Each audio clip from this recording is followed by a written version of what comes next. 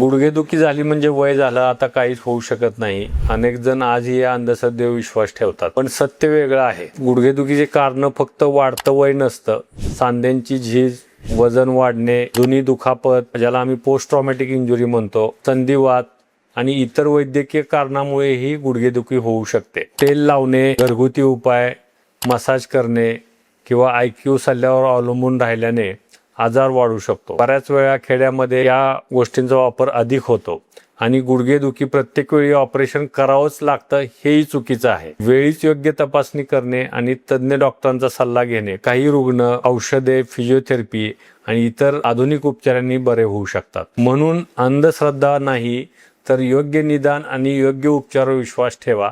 तुमचे गुडघे निरोगी ठेवण्यास सुरुवात आजच करा. आपणापैकी कोणालाही असा गुडघेदुखीचा प्रॉब्लेम असल्यास अथर्व हॉस्पिटलला संपर्क करण्यास विसरू नका.